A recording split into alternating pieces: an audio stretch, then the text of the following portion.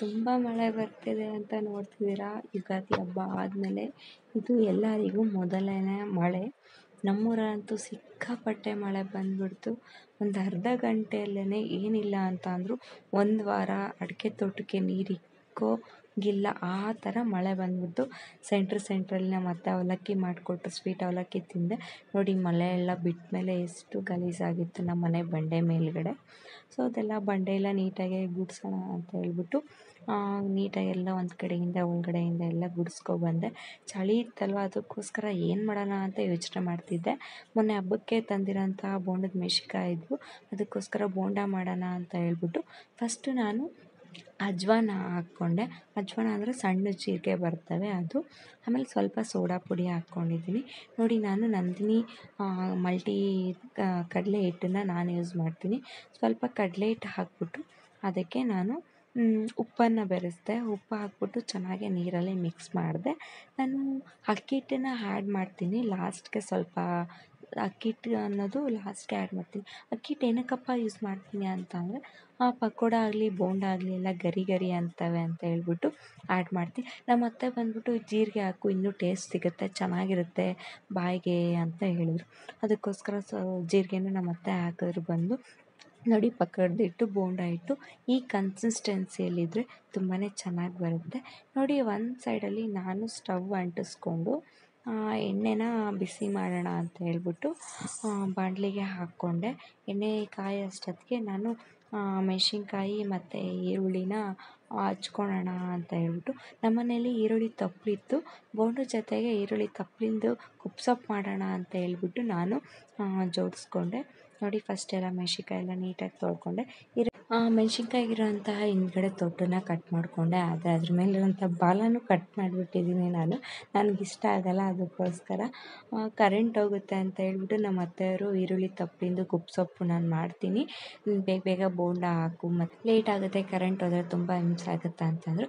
Actually ನಿಮ್ಗೊಂದು ವಿಷಯ ಹೇಳಬೇಕು, ನಾನು ಪ್ರೆಗ್ನೆಂಟಲ್ಲಿದ್ದಾಗಂತೂ ಸಿಕ್ಕಾಪಟ್ಟೆ ಬೆಂಗಳೂರು ಬೋಂಡ ಅಂತೂ ಸಖತ್ತು ತಿಂದಿದ್ದೀನಿ. 40 ರೂಪಾಯಿಗೆ 4. ನಮ್ಮ ಮನೇಲಂತೂ ಸಿಕ್ಕಾಪಟ್ಟೆ ಚಳಿಗಾಲ ಮಳೆಗಾಲ ಅಂತೂ ಬರ ಬಿಡಿಸ್ಬಿಟ್ಟಿನಿ ಬೋಂಡ ಮಾತ್ರ. ಫೈನಲಿಯಾಗಿ ನಮ್ಮ ಮನೇಲಿ ಬೋಂಡ ಮಾಡ್ತಿದ್ದೀನಿ. ಇವತ್ತು ಮೆಣಸಿನ್ಕಾಯಿ ಎಲ್ಲ ಕ್ಲೀನ್ ಮಾಡಿಕೊಂಡೆ. ನೋಡಿ ಎಣ್ಣೆ ಕಾದಿದೆಯೋ ಇಲ್ಲ ಅಂತೇಳ್ಬಿಟ್ಟು ಸ್ವಲ್ಪ ಬಿಟ್ಟೆ. ಆಮೇಲೆ ನೋಡಿ ಎಣ್ಣೆ ಕಾದಿದ್ದು ಚೆನ್ನಾಗಿ. ಒಂದು ಸೈಡು ಮೆಣಸಿನ್ಕಾಯಿ ಸ್ವಲ್ಪ ಕಾಣೋಂಗಾದರೂ ನಾವು ಬಿಡಬೇಕು. ಯಾಕಪ್ಪ ಅಂತಂದರೆ ನಮಗೆ ಗೊತ್ತಾಗುತ್ತೆ ಮೆಣಸಿನ್ಕಾಯಿ ಸ್ವಲ್ಪ ಆಯಿಲಲ್ಲಿ ಡೀಪ್ ಫ್ರೈ ಆಗಿದೆಯೋ ಇಲ್ಲ ಅನ್ನೋದು ನಮಗೆ ಕಾಣಿಸುತ್ತೆ. ಹಂಗಾದರೆ ಬೋಂಡ ಮಾತ್ರ ಸಖತ್ತಾಗಿರುತ್ತೆ. ಫುಲ್ ಹಾಕಿದ್ದೀವಿ ಅಂತಂದರೆ ತಿನ್ನೋದಕ್ಕೆ ಚೆನ್ನಾಗಿರಲ್ಲ. ಒಂದು ಸೈಡ್ ಮೆಣಸಿನ್ಕಾಯಿ ಇರಬೇಕು, ಇನ್ನೊಂದು ಸೈಡ್ ಹಿಟ್ಟಿರಬೇಕು, ಹಾಗೆ ತಿನ್ನೋದಕ್ಕಂತೂ ತುಂಬಾ ಟೇಸ್ಟಿಯಾಗಿರುತ್ತೆ. ನೋಡಿ ಗರಿ ಗರಿಯಾದ ಬೋಂಡನ ನಾನು ಹಾಕ್ತಾಯಿದ್ದೀನಿ. ಒಂದು 4-5 ದಿಬ್ಬೆನ ಹಾಕಿದೆ. ಯಾಕಪ್ಪ ಅಂತಂದರೆ ನಮ್ಮ ಮನೇಲಿ ಮನೇಲಿರೋದು 3-4 ಜನ ಅಷ್ಟೇ. ಬಟ್ ಏನಾದರೂ ನಮ್ಮ ತಾತ ಅವ್ರನ್ನೂ ಇವ್ರನ್ನೂ ಕರಿತಾ ಇರ್ತೈತೆ. ಏನಿಲ್ಲ ಅಂತಂದರೆ ಸ್ವಲ್ಪ ನಮ್ಮಷ್ಟು ಊಟನ ಸ್ವಲ್ಪ ಜಾಸ್ತಿ ಮಾಡಬೇಕು.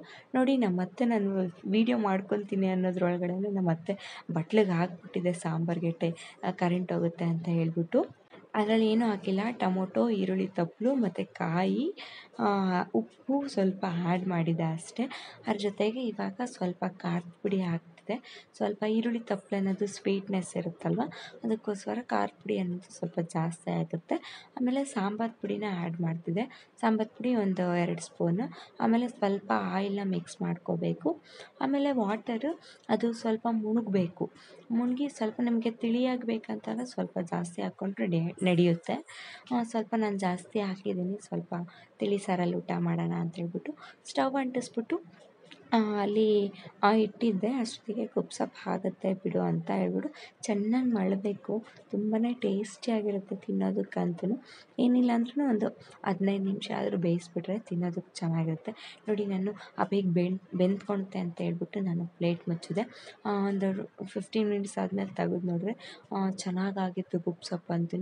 ಒಂದು ಸಲ ನೀವು ಟ್ರೈ ಮಾಡಿ. ಈರುಳ್ಳಿ ತಪ್ಪಲೆಲ್ಲಾದ್ರೂ ಸಿಕ್ಕಿದ್ರೆ ತುಂಬಾ ಬೆನಿಫಿಟ್ ಇರುತ್ತೆ ಆನಿಯನ್ಸಿಂದ. ಹಂಗೆ ಆನಿಯನ್ಸ್ ಸಿಪ್ಪೆಯಿಂದನೂ ಅಷ್ಟೇ ತುಂಬಾ ಬೆನಿಫಿಟ್ ಇದೆ. ಅದನ್ನು ಸಿಪ್ಪೆ ಅಂತಾರೆ ಏನು ಗೊತ್ತಿಲ್ಲ, ನಮ್ಮ ಕಡೆಯಲ್ಲಿ ಅದನ್ನು ಈರುಳ್ಳಿ ತಪ್ಪಲು ಅಂತಾರೆ. ತುಂಬಾ ಟೇಸ್ಟಿಯಾಗಿರುತ್ತೆ. ಇದರಲ್ಲಿ ಪಕೋಡ ಮಾಡ್ತಾರೆ. ನಾನು ಪಕೋಡನೂ ಮಾಡಿದ್ದೀನಿ. ಆ ವಿಡಿಯೋನ ನೆಕ್ಸ್ಟ್ ವೀಡಿಯೋದಲ್ಲಿ ನಾನು ನಿಮಗೆ ಅಪ್ಲೋಡ್ ಮಾಡ್ತೀನಿ. ತುಂಬಾ ಟೇಸ್ಟಿಯಾಗಿರುತ್ತೆ ಪಕೋಡನೂ. ನೋಡಿ ಟೇಸ್ಟ್ ನೋಡ್ತಾ ಇದ್ದೀನಿ, ಸ್ವಲ್ಪ ಉಪ್ಪು ಕಮ್ಮಿ ಆಗಿತ್ತು, ನಾನು ಉಪ್ಪನ್ನೂ ಆ್ಯಡ್ ಮಾಡಿದ್ದೀನಿ. ಇನ್ನೊಂದು ಸ್ವಲ್ಪ ಹೊತ್ತು ಕುದಿಸೋಣ ಅಂತ ಹೇಳ್ಬಿಟ್ಟು ಸುಮ್ಮನಾದೆ. ನೋಡಿ ತಿರ್ಗಾ ಇನ್ನೂ ಒಂದು 2-3 ದೆಬ್ಬೆ ಹಾಕಬೇಕಾಗಿತ್ತಲ್ಲ, ನೋಡಿ ಇದ್ರಲ್ಲಿ ತೋರಿಸ್ತಾ ಇದ್ದೀನಿ ಒಂದು ಸೈಡ್ ಮೆಣಸಿನ್ಕಾಯಿ ಕಾಣೋದನ್ನು. ಅದಕ್ಕೋಸ್ಕರ ಹಾಕೋಣ ಅಂತ, ಯಾಕಂದರೆ ಭಾಳ ಜನ ಬರ್ತಿರ್ತಾರೆ ನಮ್ಮ ಮನೆಯಲ್ಲಿ. ಇವಾಗ ಒಬ್ರಿಗೆ ಕೊಟ್ಟರೆ ಒಬ್ರಿಗೆ ಕೊಡೋಲ್ಲ. ಅದರಲ್ಲಿ ನಮ್ಮನೆ ಮೇಯ್ನ್ ನಮ್ಮ ಮಾವವರಂತೂ ನಮಗಿಲ್ಲ ಅಂದ್ರೆ ಪರವಾಗಿಲ್ಲ ಬೇರೆಯವ್ರಿಗೆ ಕೊಡ್ರಿ ಅನ್ನೋ ರೀತಿಯಲ್ಲಿ ಇದು ಮಾಡ್ತಾರೆ. ಅದಕ್ಕೋಸ್ಕರ ನಾವು ಏನು ಮಾಡಿದ್ರೆ ಸ್ವಲ್ಪ 2-3ಗೆ ಹೆಚ್ಚಾಗೋ ರೀತಿಯಲ್ಲೇ ಮಾಡ್ತೀವಿ. ಯಾವ ಟೈಮ್ಗೆ ಯಾವಾಗ ಹೆಂಗೆ ಬರ್ತಾರೆ ಅಂತ ಹೇಳೋದಕ್ಕಾಗೋದಿಲ್ಲ, ಇಲ್ಲ ಅನ್ನೋದಕ್ಕಂತೂ ನಮಗೂ ಮನಸ್ಸಾಗೋದಿಲ್ಲ. ಅದಕ್ಕೆ ನಾವೇನು ಮಾಡಿದ್ರು ಸ್ವಲ್ಪ ಜಾಸ್ತಿನೇ ಮಾಡ್ತೀವಿ.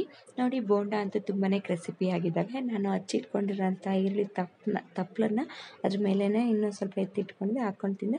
ಫೈನಲಿ ಆಗಿ ಬೋಂಡನೂ ರೆಡಿ ಆಯಿತು, ಹಾಗೆ ಈರುಳ್ಳಿ ತಪ್ಪಲು ಸಾಂಬಾರೂ ರೆಡಿ ಆಯಿತು. ಅದನ್ನು ಕುಪ್ಸಪ್ಪು ಅಂತಾರೆ.